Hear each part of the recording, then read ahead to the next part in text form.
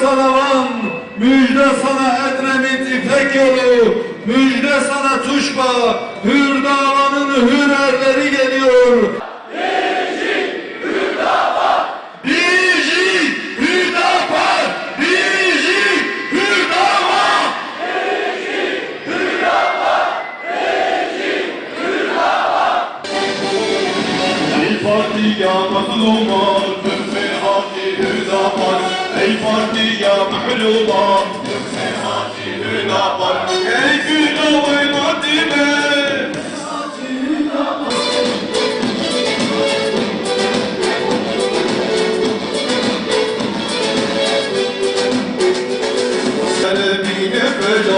Miskini vamuş hilal, şarhaliyi velal.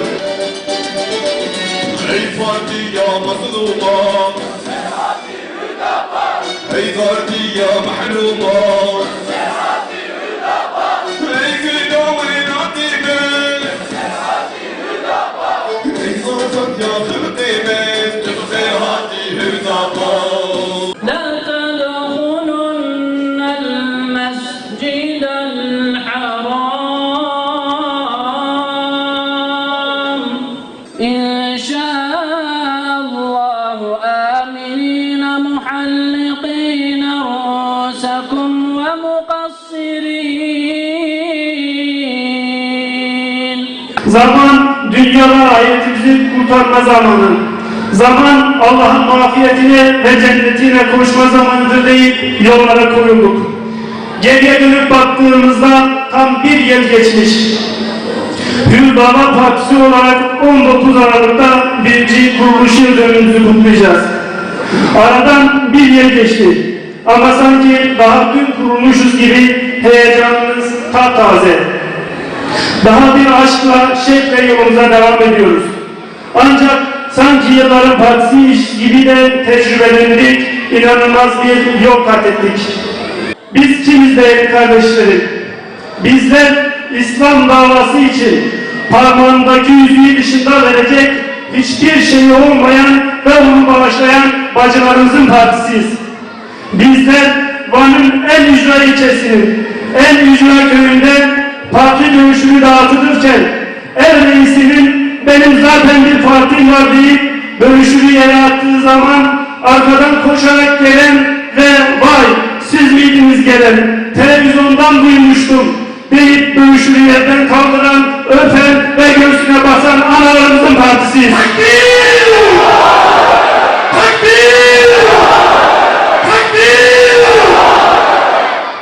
Bizler yağmur altında saatlerce parti programını dağıtan, bunu halka tepki sayan ve sırılsıklam olmuş duruşuyla gönülleri fetheden kardeşlerimizin, ayak eylemimizin partisiyiz. Bizler defalarca hakarete, iftiraya maruz kalan ve gömleği arkadan yırtılan Yusufların partisiyiz. Bizler Yezitlere baş kaldıran, heyhat yine zillah deyip, ey kılıçlar Allah için öleceksem alın canını diyen Hüseyinlerin partisiyiz. Bu fedakarlığa layık olmak lazım. Bu sevgiye layık olmak lazım. Bu imana kurban olmak lazım, kurban. İşte bu nedenle bizim manevi sorumluluğumuz ağır. İşte yükümüzü ağır yapan da budur. Dünyalık hiçbir hesap peşinde olmayacağız. Davamız İslam davasıdır. Bundan dolayıdır ki Allah'a vereceğimiz hesaptan korkun. Yarın Allah'ın huzuruna pak bir alımla çıkmayı umut ediyoruz. Biz üzerimize düşeni yaptık mı, yapmadık mı? İhmalimiz var mı? Onun hesabını vereceğiz. Başarı ise Allah'tandır. Bizler tedbirimizi alacağız. Hazreti Ali'den alıntı yaparak birkaç öğütte bulunmak istedim. Sayın adaylarımız, değerli kardeşlerim, gönlümüzün esası Allah'a itaat olmalıdır. Allah'ın kitabında emrettiği farz ve sünnetlere uymak olmalıdır.